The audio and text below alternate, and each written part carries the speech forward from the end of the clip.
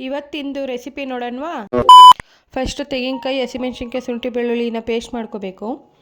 ಆಮೇಲೆ ಒಂದು ಕುಕ್ಕರ್ಗೆ 4 to 5 ಟೇಬಲ್ ಸ್ಪೂನಷ್ಟು ಆಯಿಲ್ ಹಾಕೋಬೇಕು. ಮತ್ತು 3 ಟೇಬಲ್ ಸ್ಪೂನಷ್ಟು ತುಪ್ಪ, ಚಕ್ಕೆ, ಲವಂಗ, ಸೋಂಪು, ಏಲಕ್ಕಿ ಮತ್ತು ಪಲಾವ್ ಎಲೆನ ಹಾಕಿ ರೋಸ್ಟ್ ಮಾಡ್ಕೋಬೇಕು.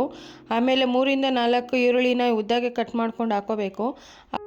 ಈರುಳ್ಳಿ ಬ್ರೌನ್ ಕಲರ್ ಬರೋವರೆಗೂ ಚೆನ್ನಾಗಿ ರೋಸ್ಟ್ ಮಾಡ್ಕೋಬೇಕು. ಆಮೇಲೆ ಅದಕ್ಕೆ 1 ಟೇಬಲ್ ಸ್ಪೂನಷ್ಟು ಗರಂ ಮಸಾಲ ಹಾಕಿ ಮಿಕ್ಸ್ ಮಾಡ್ಕೋಬೇಕು. ಆಮೇಲೆ ನಾವು ಆಗಲೇ ರುಬ್ಕೊಂಡಂಥ ಮಸಾಲೆನ ಹಾಕಿ ಹಸಿ ಮಸಾಲೆ ಹೋಗೋವರೆಗೂ ಚೆನ್ನಾಗಿ ರೋಸ್ಟ್ ಮಾಡ್ಕೋಬೇಕು. ಇವಾಗ ನಾನು ಇದಕ್ಕೆ 3 ಲೋಟ ನೀರು ಹಾಕ್ತಾಯಿದ್ದೀನಿ. ನಾನು ಫಸ್ಟೇ 2 ಗ್ಲಾಸ್ ಅಕ್ಕಿ ಹಾಕಿ ನೆನೆಸಿಟ್ಕೊಂಡಿದ್ದೀನಿ. ಇವಾಗ 2 ಗ್ಲಾಸ್ ಅಕ್ಕಿಗೆ 3 ಗ್ಲಾಸ್ ನೀರು ಹಾಕ್ಕೊತಾ ಇದ್ದೀನಿ. ರುಚಿಗೆ ತಕ್ಕಷ್ಟು ಉಪ್ಪು, ಆಮೇಲೆ ಸ್ವಲ್ಪ ಕೊತ್ತಂಬರಿ ಸೊಪ್ಪು ಉದುರಿಸ್ಕೊಳ್ಳೋಣ. ಇದು ಕುದಿ ಬರೋವರೆಗೂ ಬಿಟ್ಟು, ಕುದಿ ಬಂದಮೇಲೆ ನಾವು ನೆನೆಸಿಟ್ಟ ಅಕ್ಕಿನ ಹಾಕ್ಕೋಬೇಕು. ನೆನೆಸಿರೋ ಅಕ್ಕಿ ಹಾಕಿ ಮಿಕ್ಸ್ ಮಾಡಿ ಉಪ್ಪು ಕರೆಕ್ಟ್ ಇದೆಯಾ ಚೆಕ್ ಮಾಡಿ ಕುಕ್ಕರ್ ಮುಚ್ಚಳ ಮುಚ್ಚಿ 1 ವಿಸಿಲ್ ಬರೋವರೆಗೂ ಬಿಡೋಣ.